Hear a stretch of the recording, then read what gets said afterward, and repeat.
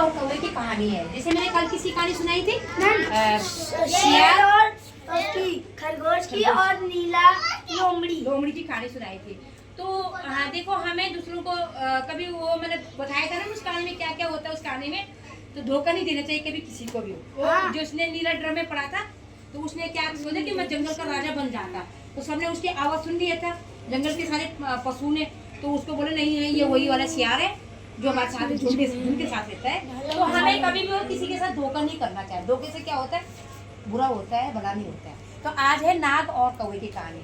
और कहानी में इसलिए सुनाते हो, कहानी से हमें कुछ प्रेरणा मिलती है, कुछ सीखने के लिए मिलता है। और कहानी सुनने को मिलती है। एक बड़े बरगद के पेड़ पर एक कौवा और उसकी पत्नी अपने घोंसले में रहते थे। उसी पेड़ के खोखले हिस्से में एक काला नाग भी रहता था। उस पेड़ के खोखले हिस्से में जो खोखला होता है ना, खोखले के हिस्से में काला नाग भी रहता था। हर बार जब मादा कौवा अंडे देती नाग पेड़ पर चढ़कर नवजात बच्चों को खा जाता था। कौन खाता था? नाग खाता। बेचारे कौवे कुछ नहीं कर पाते।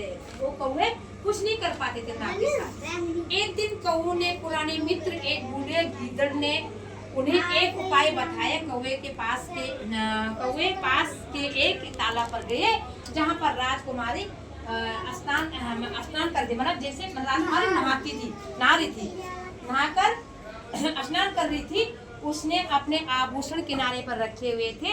मादा कौवे ने अपनी चोंच में एक बड़ा हार उठाया और धीरे धीरे उड़ने लगी। राजकुमारी ने सेवकों ने कौवे को देखा और उसका पीछा किया।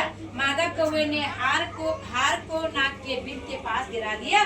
जब सेवक वहाँ पहुँचे, नाग यह देखने के लिए बाहर आया कि वहाँ क्या हो रहा है। सेवकों ने नाग को देख लिया और तुरंत उसे मार डाला। फिर वे हार लेकर लौट गए। आखिरकार कौवों को दुष्ट नाग से छुटकारा मिल गया है। तो इस शिक्षा से हमें क्या मिलती है? चालाकी से ताकतवर दुश्मन को भी हरा